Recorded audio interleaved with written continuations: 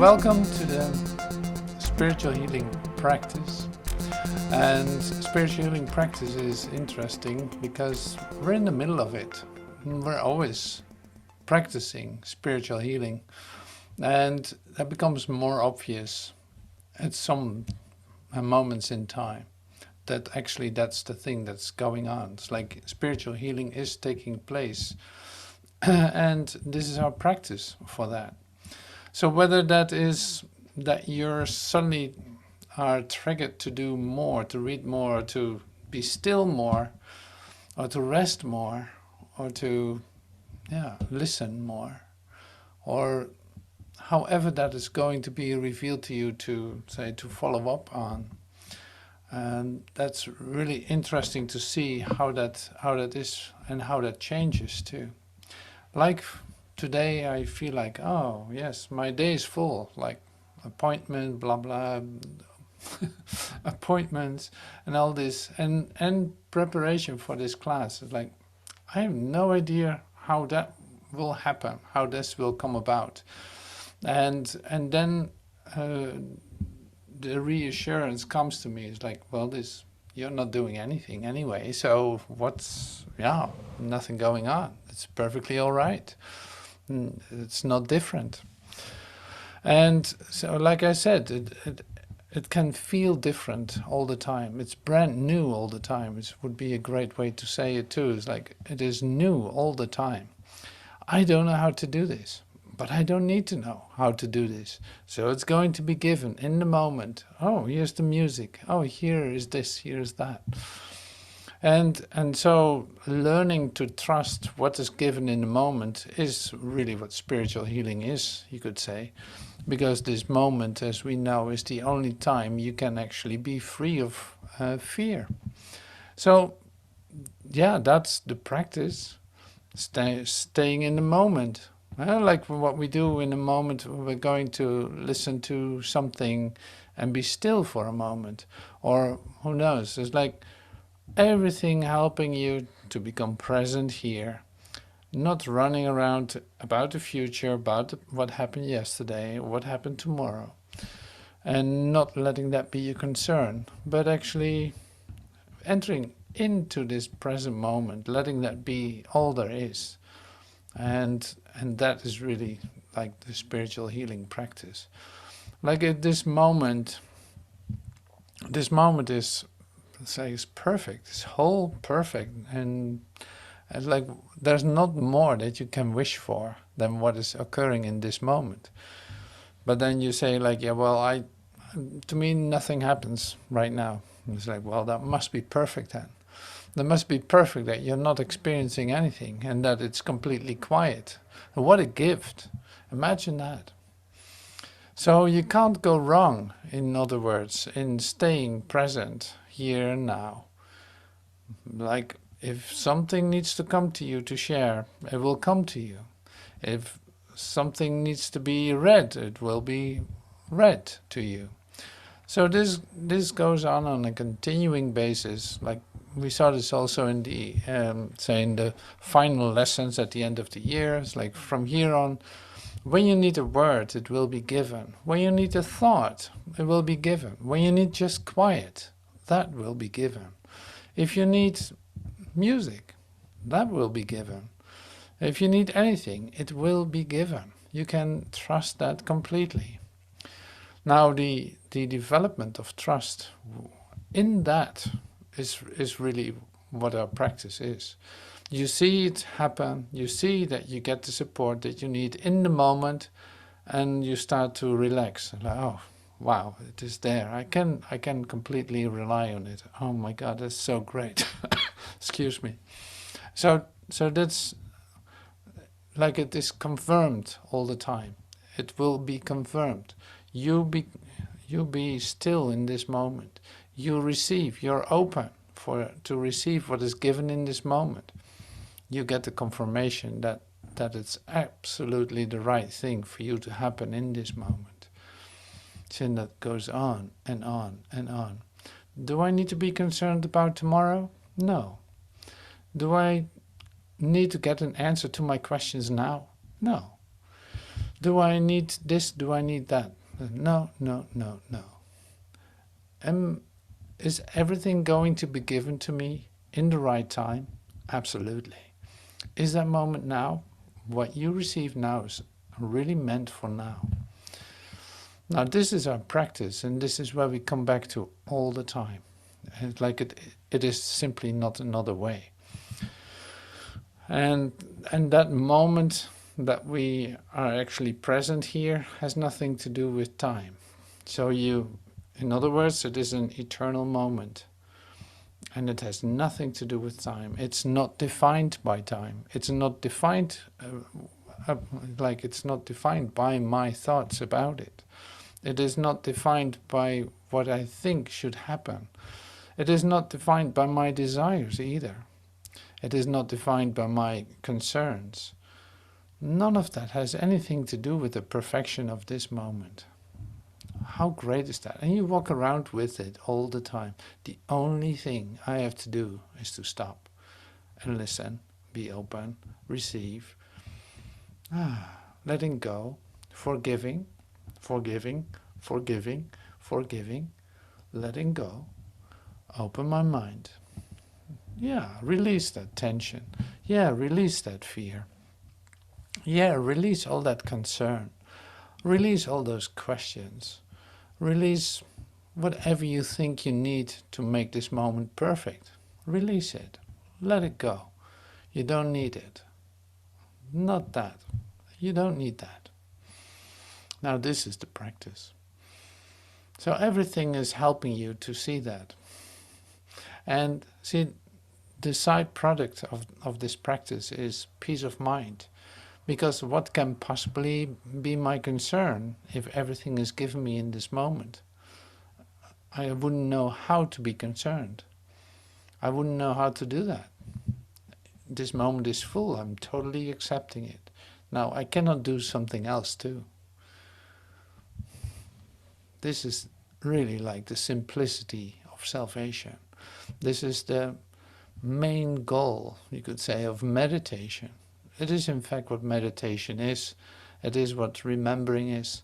It is what being present is. All of this, in this moment, completely realized. Not missing a thing.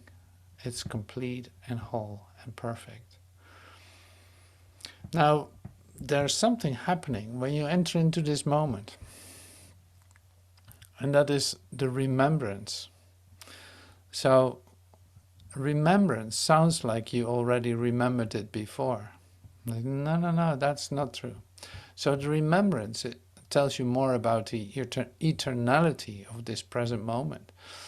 Because this moment that you are experiencing, in whatever way, whether nothing is happening, whether you see how much your mind is racing, whether you see how much concerned you are, whether you feel how stiff your body is, whether you feel how much pain you have wherever, all of this is an experience, but the remembrance is, okay, you let go of all these observations, considerations. You allow yourself to go deeper into the experience of this moment. Suddenly something happens. You start to remember. You start to remember something that is already in you, that deep in there is just there. It's like you have a storehouse of miracles. You have a storehouse of such beautiful memories, such beautiful present memories that can be revealed to you in this moment. It's really like what a remembrance is. Now, if you don't exactly know what I'm talking about, I'm going to read something to you that might help you to get it back into your consciousness. It is a familiar piece from chapter 21 from A Course in Miracles, but I use it because I cannot find it anywhere else, and not any described by anyone else. So here's Jesus sharing with us a memory, a present memory. So it's chapter 21. I'll see. Excuse me. I'll get the book out as a PDF and we read from there. I will read from there so you can relax and let this just come to you. It's really beautiful.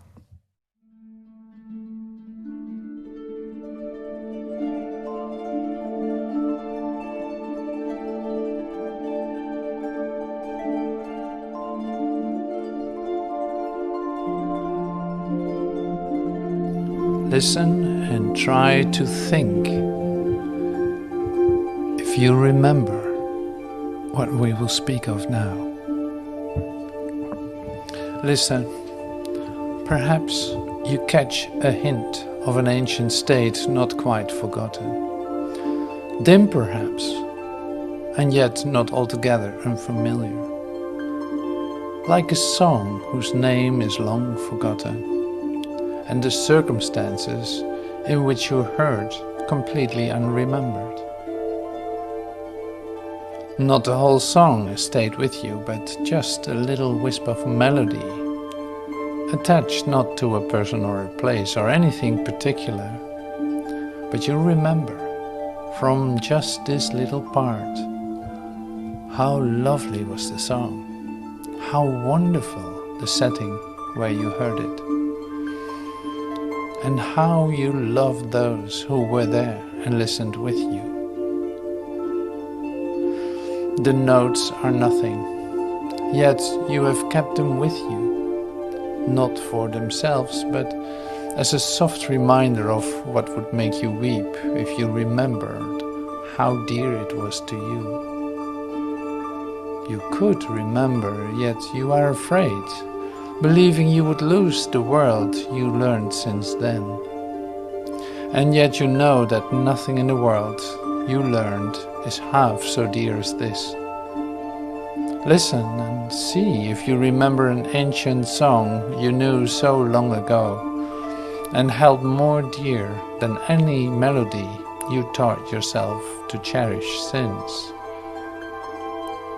Beyond the body, beyond the sun and stars, past everything you see and yet somehow familiar, is an arc of golden light that stretches as you look into a great and shining circle.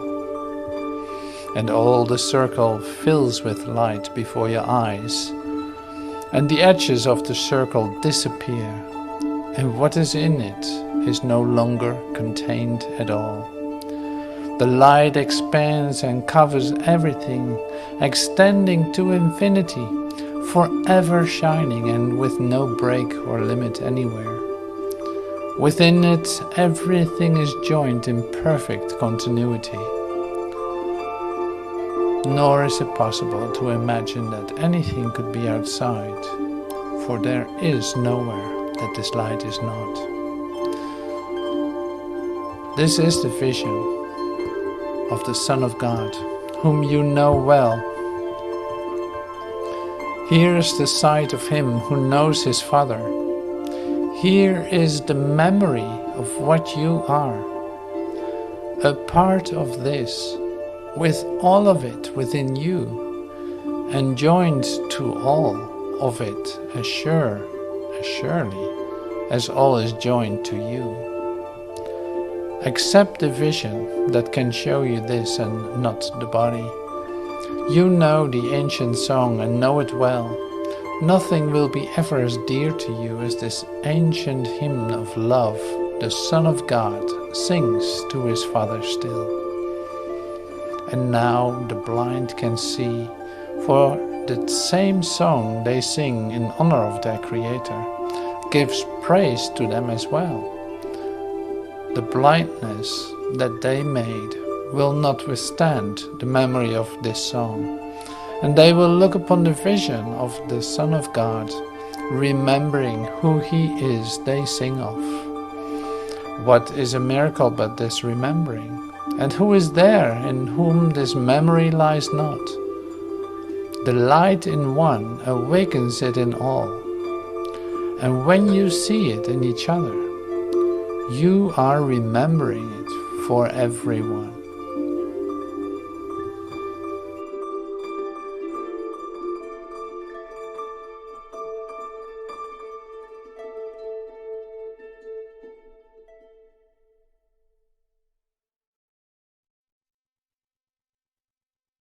So this is it's a lovely piece that I, let's say, use here, in fact, to see the continuity that is going on. There's no continuity in time, so it's like the continuity that's going on is, it's all happening in this moment, and that makes time look like, yeah, not a timeline, but more like everything is happening at the same time. You couldn't tell when it would have happened. Now, today, say one of us sent in a part from the Manual for Teachers in the Course in Miracles that is related to this. It's like when we meet, like we do right now, is that really happening now, or is this something else? Like, how does this actually work? So the great mystery behind even a simple fact, or yeah, is it a fact really? Like the incredible mystery behind appearances, waking up, finding each other on this spiritual path, seeing that it was already like written in the stars that we would meet, or is it? How does it actually work? Like, what is happening when? When am I going through certain episodes? How can that be related to the actual occurrences that I appear to be going through? Somebody suddenly is gone. Somebody suddenly comes into my life. You know, like this. It's like there's no, say, no coincidence in any of the happenings that is occurring in your awakening. The plan is so perfect that you can totally trust that. That's what we learn. But the practice of it is like, it is an amazing mystery how this actually works. And not a mystery where you stand aside and look in awe about it, but more like, excuse me, more like you're in the middle of that mystery. It is really like this. It's like you're in the middle of that mystery. It is more like the veil is being taken off of what would be like a normal human life. When you allow the veil to be lifted, you see the incredible mystery which is called life. So that opens up everything. It's not just like it is in this moment. It's like there's an invitation to let the veil be lifted. But that's not something that happens just once. No, it's like a continuing opening up to, oh wow, I had no idea. Like more and more you discover the mystery of life. Now this is really the discovery with our spiritual healing practice. So you see those mystical words that I just shared from Jesus, pointing at a special place, like there's a circle of golden light, and you're in the middle of it. It expands. It is without limit. It literally is everywhere. Now this is your invitation to not be afraid to go right into it and to look for that place, because it is like a memory. It's like, that's what we're talking about. It's a memory. It's a memory of now. And you already know it. And you already were there. That's why you recognize it. That's why it's even written in a book. It is literally your own blueprint of your return to the place that you never left. Now, if that isn't a mystery, I don't know what is a mystery. You know, so the beauty of that is then the incredible mystery it is. While slowly but certainly parts of the mystery are being revealed to you. How does this actually work? Somebody appears to be passing on. What happens exactly? How does this relate to anything I know? How can I say look into the mystery of the whole soul evolution that is going on, or the revelation that is called life? How do I enter into the realm of knowing? What is supporting coming into, say, the wisdom of the divine order? How do I get there? How do I get in touch with that? Do I already know that information? I want to get there. I want to receive that information. Excuse me. So it's like, that's an incredible mystery, and you're in the middle of it. And more parts are being revealed to you. So parts are not going to be revealed to you with all your ideas about it. Your openness gives place. Your receptivity invites it in. Can everything be revealed to you at once? Now, why would it? So can something be revealed to you right now? Yeah, absolutely. You know, like this. So this is really like what this is about. It's like it's all about the mystery that is actually taking place in you, in your discovery of who you truly are. Now this is an extra dimension, you could say, an extra dimension that is being offered to you in your spiritual awakening. So you want to know everything, you want to know everything about it, but in fact it is nothing more than a remembrance. You already know everything about it. Now we're actually looking back at how all this came about. How did the process go again in remembering all this, what is already given to me? So it's so interesting to see it like that. Now the part that I'm going to let you listen to, which is, say, shared by Michelle, she shares a couple of paragraphs from the teacher's manual exactly about this too. It's like, how on earth could we have ever met, in fact? Manuel pour enseignants. Courant miracle. Le monde du temps est le monde de l'illusion.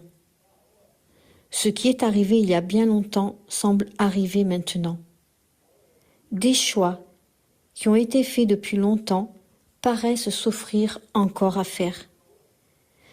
Ce qui a été appris et compris et depuis longtemps dépassé est considéré comme une pensée nouvelle, une idée fraîche, une approche différente. Parce que ta volonté est libre, tu peux accepter ce qui est déjà arrivé à n'importe quel moment que tu choisis. Et c'est alors seulement que tu te rends compte que cela a toujours été là. Comme le cours le souligne, tu n'es pas libre de choisir le curriculum, ni même la forme sous laquelle tu l'apprends. Tu es libre, toutefois, de décider quand tu veux l'apprendre. Et quand tu l'acceptes, il est déjà appris. En réalité, donc, le temps recule jusqu'à un instant si ancien qu'il est au-delà de toute mémoire et même passé la possibilité de se souvenir. Or, parce que c'est un instant que l'on revit sans cesse encore et encore, il semble être maintenant. Et c'est ainsi qu'élèves et enseignants semblent se rejoindre dans le présent et se trouver l'un, l'autre, comme s'ils ne s'étaient jamais rencontrés. L'élève vient au bon moment, au bon endroit. C'est inévitable, parce qu'il a fait le juste choix en cet instant ancien qu'il revit maintenant. De même, l'enseignant aussi a fait un choix inévitable, sorti d'un passé ancien. La volonté de Dieu, en toute chose, ne fait que sembler prendre du temps à s'accomplir. Qu'est-ce qui pourrait retarder le pouvoir de l'éternité?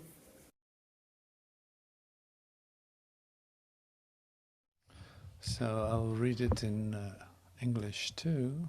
You can read it with me. The world of time is the world of illusion. What happened long ago seems to be happening now. Choices made long since appear to be open, yet to be made. What has been learned and understood and long ago passed by is looked upon as new thought, a fresh idea, a different approach. Because your will is free. Because your will is free, you can accept what has already happened at any time you choose. And only then will you realize that it was always there. As the course emphasizes, you are not free to choose the curriculum or even the form in which it will appear to you, like in which you will learn it. You are free, however, to decide when you want to learn it. And as you accept it, it is already learned. Time really then goes backward to an instant so ancient that it is beyond all memory and past even the possibility of remembering. I repeat that once more. Time really then goes backward. Time goes backward to an instant so ancient that it is beyond all memory and past even the possibility of remembering. Yet because it is an instant that is relived again and still again, it seems to be now. And thus it is that pupil and teacher seem to come together in the present, finding each other as if they had not met before. The pupil comes at the right time to the right place. This is inevitable because he made the right choice in that ancient instant which he now relives. So as the teacher too made an inevitable choice out of an ancient past. God's will in everything but seems to take time in the working out. But what could delay the power of eternity? It seems like a mystery, but like I said, you're in the middle of it. You really think that this that is occurring now is taking place in this present moment. And the funny part is that it probably is not. Like, no, it's totally different than you can possibly imagine. But it doesn't take away the occurrence. And you chose to have this experience now, like not some other time. You chose finally to get this moment now. Great. Doesn't matter in reality when you take that step to do this? No. Is the timing perfect? Yes. You know, so this is, if you really feel it, it's like totally amazing. That it makes every step that you take like so different, and it is so, say, disassociated from time. That's totally awesome. That's totally great. So I grew up spiritually. I grew up with a teacher who continuously confirmed to me that he has left and that he's not here at all, that he is not here. And that to me always was a kind of an amazement, since I heard him talk and making jokes and laughing and speaking to me. And I really thought he was talking to me, and he was.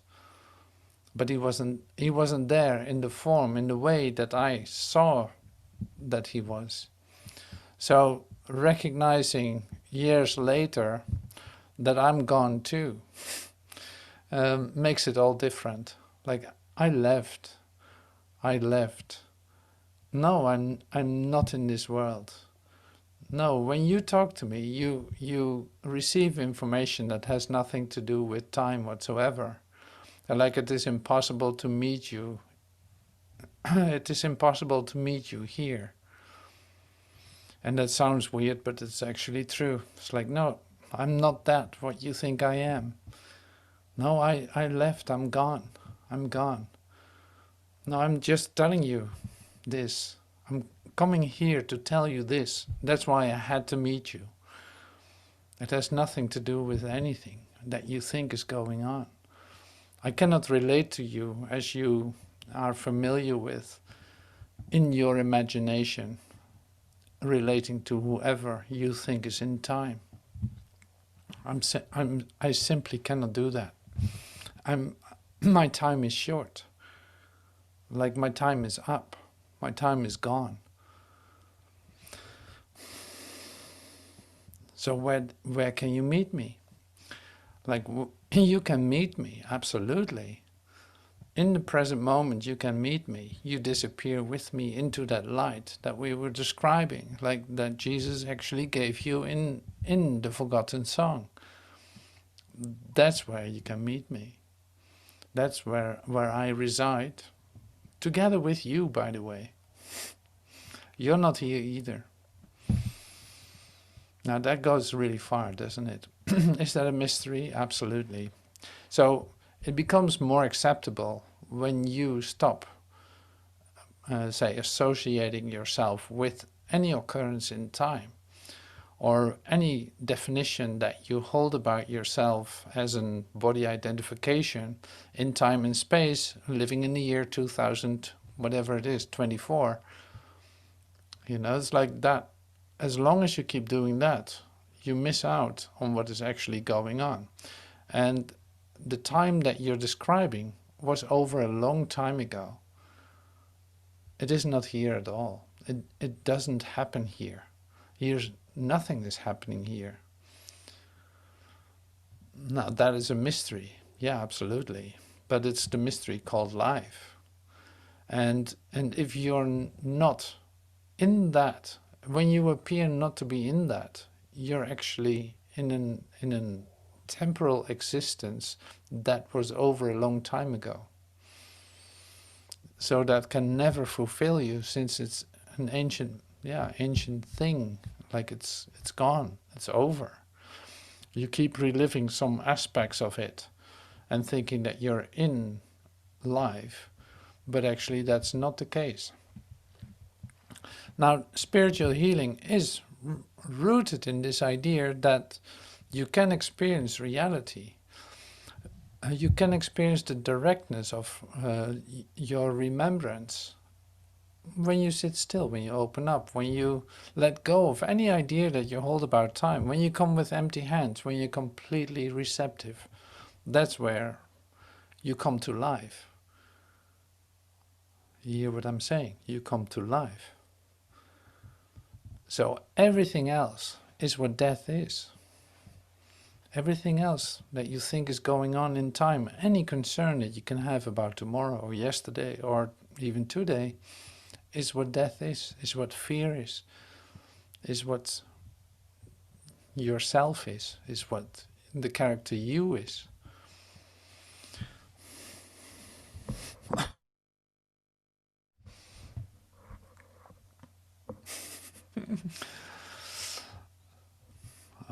Isn't it delightful to hear that? Oh my God, what a relief that none of this imagined is so. None of it is so. It is over a long time ago. You don't need to be concerned with it. Really not concerned with it. It is over, it's gone. Like, it holds no trace upon you.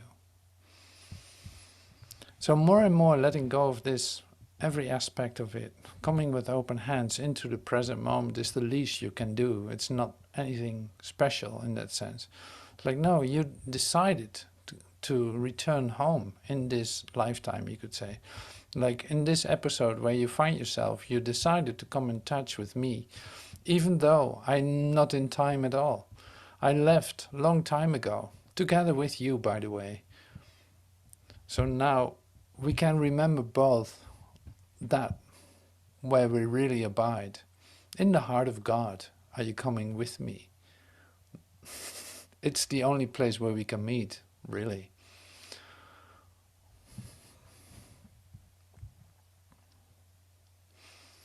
So that's so beautiful about this.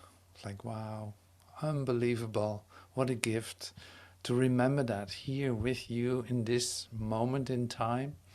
Wonderful, great. You heard it. Wonderful, awesome. So lovely. Yes, we had to go to some place called Saorj. I had to go to Saorj to meet you.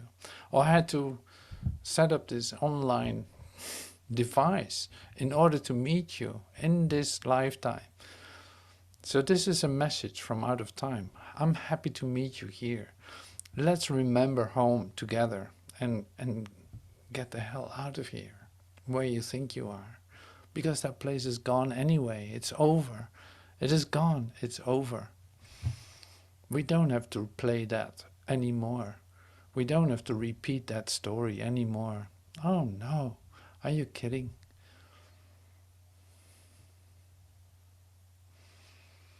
I love it. So thank you for joining me there. It's really great. It's really lovely. Now, this what we just read. It's really beautiful to see, like, we call it the mystery, like in a certain sense. It's a mystery, but it is what life is. So one of the characteristics of life that you just discovered is that it is a mystery, but not like a foggy kind of idea. No, it's crystal clear. It is bright as a diamond, you could say, if you had to compare it with any kind of visual. It is bright, it is clear, it is a golden circle you disappear in. Like it contains everything, and it is you.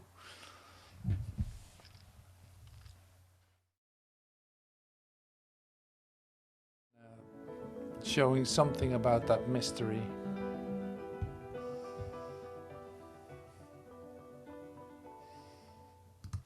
And so it is that you can look forward and say, and there will be another barren season when the evidence of the eyes will testify to death, to barrenness, to lack.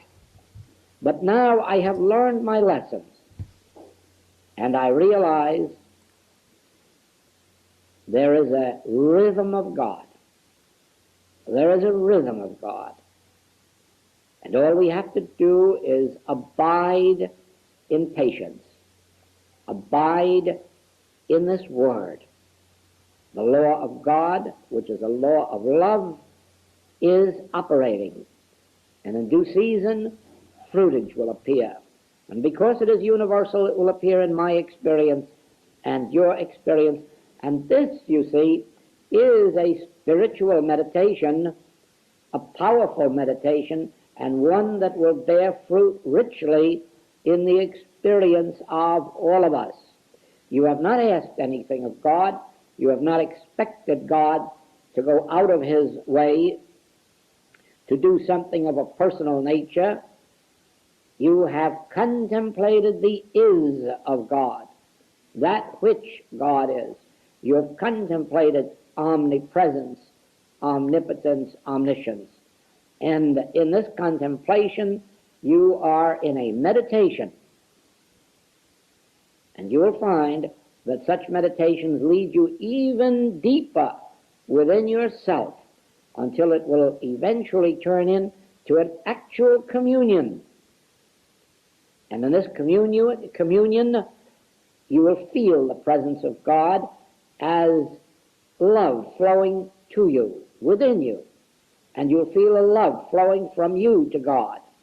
as if there were two of you. There really is only one.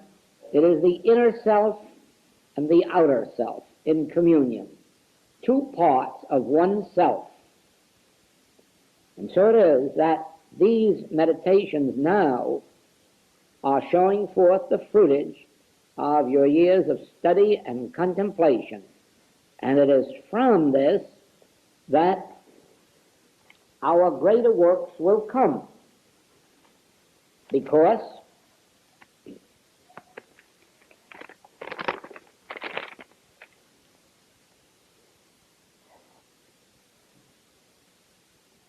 you will find that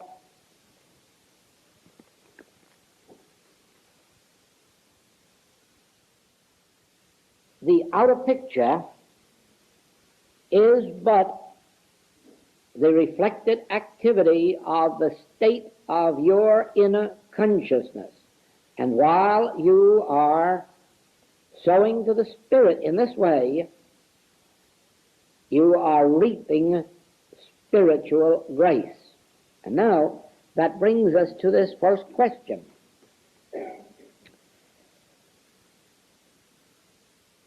When contact within is truly made, shouldn't one expect that to appear in improvement, better health, morals, government, at every level of consciousness, in the way it can be understood in the awakening of human consciousness?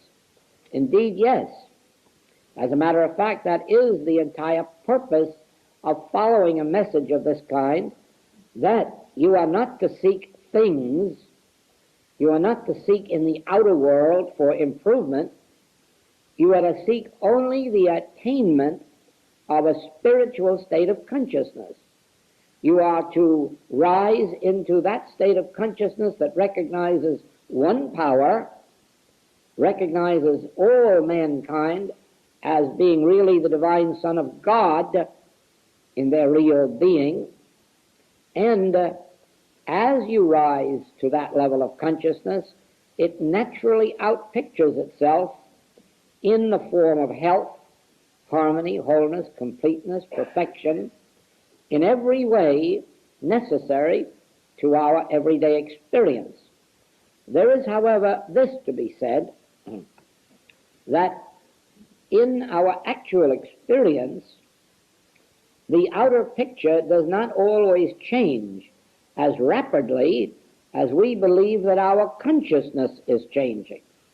In other words, because we intellectually accept the fact that God is the only power, does not mean that instantly error will lose all of its seeming power, because we have not yet attained that consciousness. And therefore, something of this nature takes place. Whereas there may be changes within us of one nature or another, there may be great changes within us. Somehow, there seems to be in one or more directions a lack of conforming to what we believe to be the state of our consciousness. And let me illustrate that. I have given this to many classes, but the illustration fits in here.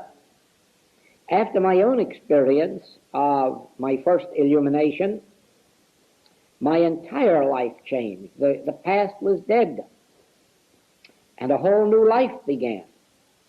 But on one particular point, my demonstration yielded slowly.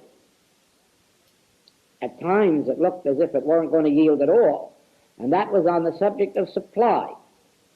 Supply gave me my hardest battle and longest one. And I had many ups and downs. I had the supply problem met once when it seemed to me that I was firm in the conviction that because I was in God's work, that God was meeting my daily need. And for a while that seemed to be so. And then all of a sudden the picture changed and the need was not being met promptly or abundantly. And then a second unfoldment of supply came. And this one carried me forward for quite a while. And it was more along the line of God's presence. And then again it fell away. And it just seemed as if supply was one of those things that was not going to manifest in my life. But there came a third revelation. And with that third revelation, the entire situation broke. It changed and remained permanent. And this time, it was a revelation which really is the foundation of the message of the infinite way.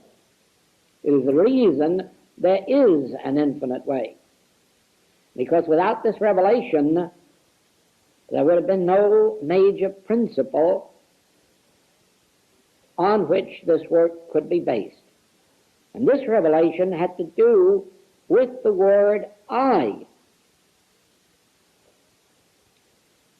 Now you see, up to that moment, I meant Joel. And Joel meant he had to have food and clothing and housing. And that meant it had to come from somewhere. And since he was in the spiritual healing work, naturally it should come from patience or from students or from gratitude. But you see, that was all wrong as a spiritual picture. And in this final revelation, it dawned, light came, that I isn't Joel, I is God. I is infinite divine being. I is the offspring of God or Christ of God. But I and God are really one, not two. And all that God is, I am, and all that the Father hath is mine. And now it's a sin to have to earn a living. It's a sin to expect someone to give me a living. Why? Because I can heal the multitudes, I can feed the multitudes, therefore I have an infinity of supply. And my error has been in the sense of separation that set up a Joel being who had to be fed, clothed, and housed, whereas I, being one with God, all that the Father hath is mine, and I am not dependent on man whose breath is in his nostril, even if he likes me. I am not dependent on man whose breath is in his nostril, even if he's grateful.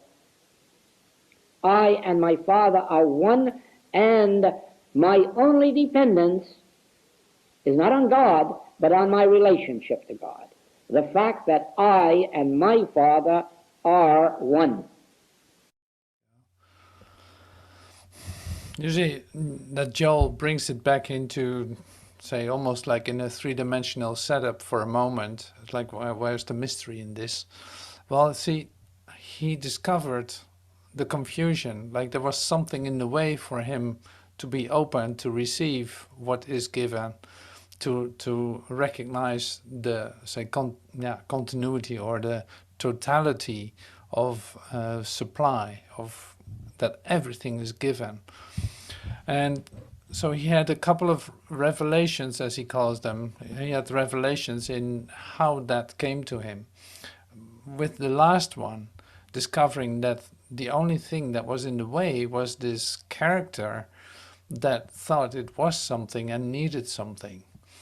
Now that's very fundamental. It is very fundamental because this was exactly what I was talking about a moment ago. It's like this character related to space and time is always in need of something. But it is in need of something and it cannot really find it at the same time either. And why is that? Now this is important in our, to make the circle go round. It is important to recognize this, is that seeing this, what you call time episode, as over, as gone, as, you know, like I shared in the beginning, like this is over, it's a memory, you relive it for a moment just because you think you are living now, but you're not even present here. So this character looking for everything, this character looking for salvation, even for companionship, for sustenance, for whatever it is looking for, looks for it in a place where it cannot really be found. So it will not satisfy, it will never be certain, you could say. It will never suffice. It will never be enough because of the nature. Wow, it's coming back. Because of the nature of this dream, of this thing that you think you're in, and this character that you think you are. Now this is essential, and since we're in a spiritual awakening, a spiritual healing practice, a spiritual awakening procedure, you could say, this is essential to hear. Like, it is not taught much, you don't hear this much, but it is essential to receive this. And so how can you give up your associations in time? How can you give up doing what you're doing, thinking that you need to do it in order to exist? How can you give that up? It's really, in fact, the practice that we do. We learn to do that, to dislodge ourselves from this fixed position that we call time. Yeah, it is like almost like an addiction to stay in that. Excuse me. We had this talked about this before. It's like almost like a mortal-holic attitude. You keep repeating that. You keep picking up memories. You keep picking up ancient habits that you had and now relive again. Just for the sake of living a temporal existence. You think it's a necessity for you. That's a very old, very, very old idea that has in fact already been corrected, that is already over. And there's nothing, say, fearful about letting that go, except when you try to hold on to it, or when you think you're going to lose something, then it's going to be fearful. But what is wrong with that? Like, you want to live a true life, right? You want to come to the truth of who you are. And that is the invitation in any spiritual teaching, of course, in the end. You want to know who you truly am. Who am I? That answer, you want to receive that as in its totality, not a little bit, not a definition of it or another concept. So, well, this is all part of the mystery, you could say. This is all part of life. And for some incredible, you could say an incredible coincidence, we meet each other here. And that in itself is what is totally miraculous. So listen to this carefully then, and say, discover more about where this is really pointing at, and where we can actually meet, and what actually is this place that you find yourself in temporarily. Can you see how over it is, how gone it is? Can you recognize yourself as being out of time? Well, all this will dawning on your mind in this practice. So that's so beautiful. So thank you for meeting you here, and happy to meet you here, wherever you think this is. Right, thank you so much. See you soon.